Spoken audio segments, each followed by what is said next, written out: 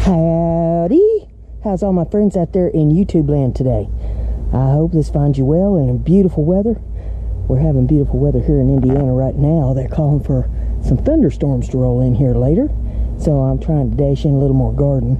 I don't know if I'll get it all done today, but I'll get a good portion in, I think. You see down through here, I got my tomato plants all laid in.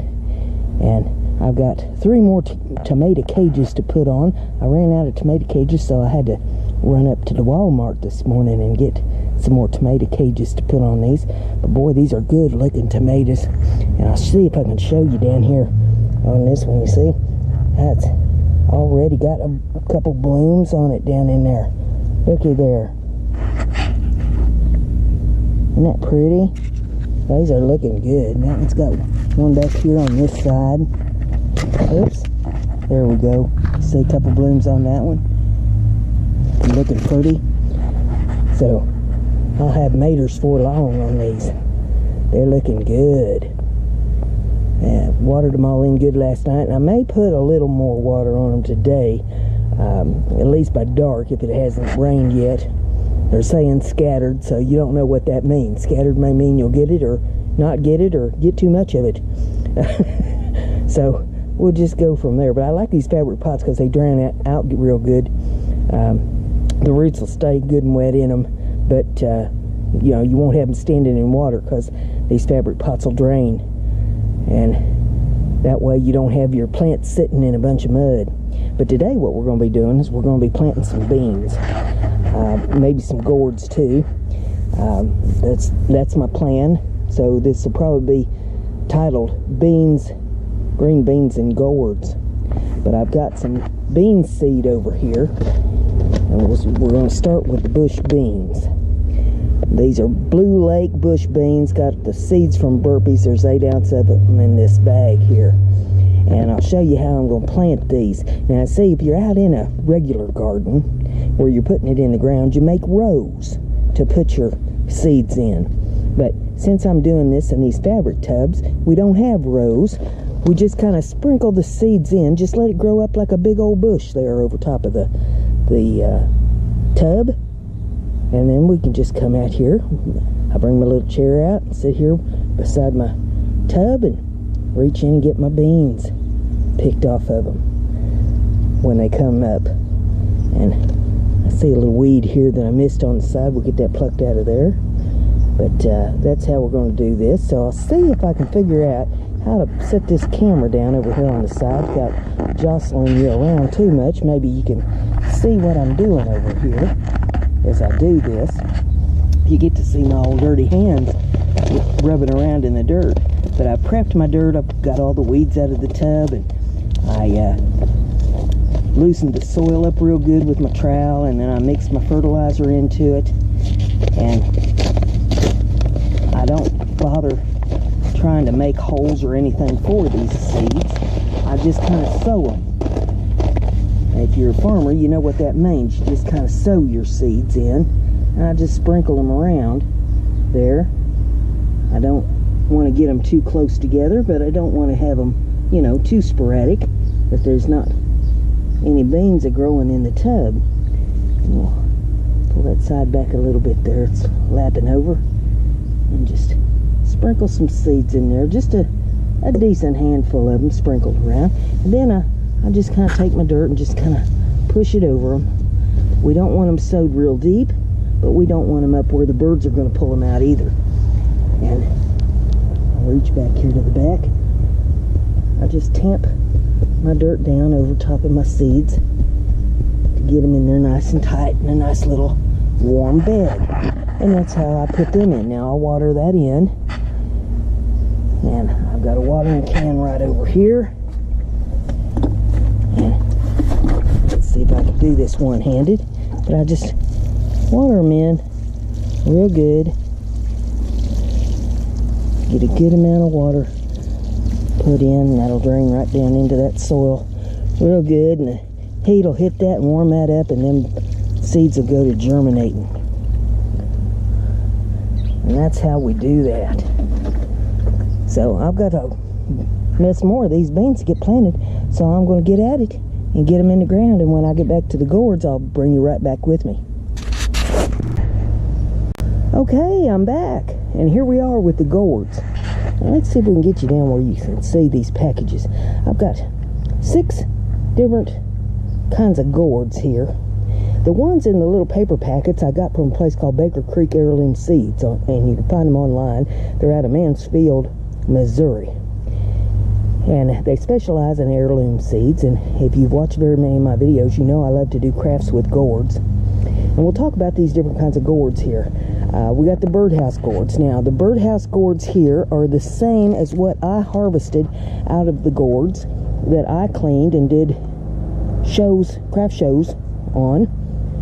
So I'm going to keep those separate so I know which ones came from them and which ones that came from my harvest. So, you know, I'll know which ones do better. If theirs is doing better than mine, then I'll know I need to order seeds from them next year and harvest seeds out of their gourds. If mine do better, well, then I'll know I just need to keep harvesting out of my own gourds. So this is how we learn. Then we've got these gakas. Let's see what it says here on the back of this package. It says this variety was collected in the late 1980s in an oasis in Algeria, North Africa. The unique fruit are thick, bowling pin shape, and are an attractive green with white spots. The fruit are great picked young and used like zucchini, or harvested at maturity and used as bottles for craft projects. A rare North African heirloom that was sent to us by Bruno de Fay of France. So I'm going to see how those differ from my bottle gourds. It looks like they might be a little bit different shape and probably a little bit different color. So we'll play with that and see what happens, see if they grow. Then I've got these big apple gourds, and I thought they would make some interesting little projects. We can do some little like lidded boxes with those maybe, and we can do some ornaments and different things with the apple gourds. And then I've got the over on the other end there, the gourd Tennessee dancing or spinning gourds, and those they make toys out of, but they'd also make some interesting little dolls. So you know, that'd be something to play with if they grow good. You never know what's going to hit in a garden. Sometimes things hit and sometimes they don't. So you just do it hit and miss. We got these right here in the center. These are called dishcloth or loofah gourds, and I have made those in the past. If you've ever had scrubbies for your sink, that's what these are. You wait until the fruit turns yellow. They grow, oh, it varies, 8 to 12 inches long, sometimes a little longer. And when the fruit turns yellow, you pick it, and then you take it in and you peel it, and then you put it in a sink full of water, and you let it soak. And an hour or two, that the meat on it, what little meat there is soft, and you can just pull that spongy part right out of that meat that's on it. And then there's seeds down in the center of it, so as you slice it into your sponges, you poke all them seeds out and you save them to plant in your garden the next year. I haven't grown these in a few years, so when I was going through and picking out what I wanted to put in the garden, I saw these and I said, oh yeah, I've grown them before, I'll give that another shot. So we're going to plant a whole bunch of these different gourds and stuff in the garden and see what we come up with. And I plant them the same way as I do the beans. You just saw how I sow the seeds in and cover them up with dirt, put a little water on top of them, and let them go. They'll germinate in a few days. Now I've got them up here next to a fence. I don't know if you can make that out too good on the video or not. I can see it there, so I think you can. But I got a hardware cloth type fence. It's called hog panels, and I got them at the farm store. I've had these for years and years and years. Back when I was on the farm, they held my goats in. And then I made a dog yard fence out of it, so my dogs don't get over here in my garden, and we're all happy that way. They don't aggravate me, and I don't aggravate them. So these make nice climbing fences, and you see they've got a bunch of vines and stuff growed up on them now, and I don't mind the vines. Some people are real prissy about their yard and they don't want a bunch of vines and stuff growing up. I like the vines, and the birds like the vines. all the little creatures here in nature appreciate the vines. So I tend to let them grow up. Now I got some that I've got to chop down. I was looking at kind of trees growing up. You might see some of them over there next to the house growing up, and I've got to get me a saw out and chop some of that stuff down, because I don't want that growing up next to the house and all that. But the vines I don't mind. Let them grow. It's decorative on the fence. Makes for a little bit of a windbreak too. But these will grow up and vine right up on that fence, and the fruit will be hanging off of them. Some of them will probably vine out here in the yard. I don't care. I'll keep an eye on them, make sure that they don't go flat on one side though. That doesn't make for a good craft project. And now, after I harvest these in the fall, they have to dry. So you put them up. Some people leave them outside. I don't like to leave them outside exposed to the elements over winter. But I'll put them in the coolest room of the house or in the garage. Make sure there's air circulation between them, and just let them dry over the winter. And in the spring, you'll lose a few. That's common to lose a few of them, but you don't lose very many generally. And they'll be dry, and when they're all dry, then you clean them all up, scrub them down real good, and then you can do your crafts with them. So that's what we're going to do here with these gourds. But I wanted you to see the different kinds that I'm going to put out, and we'll see what hits and what don't hit. And I'm going to move right on around this garden as far as my seeds will take me today. I still got some more beans to put out when I get over to the other side of the house, and we'll see how far it goes today, and then tomorrow's a new day.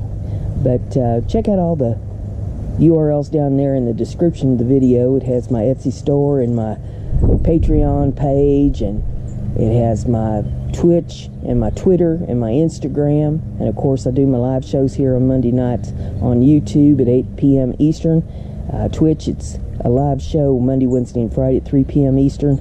And I'd love to have you visit me on both of them. We'll talk a spell. Maybe I'll tell you some stories or something, and keep you company while you keep me company. So with all that being said, there's only one thing left to say, and that's Brenda's crafty. Be like Brenda.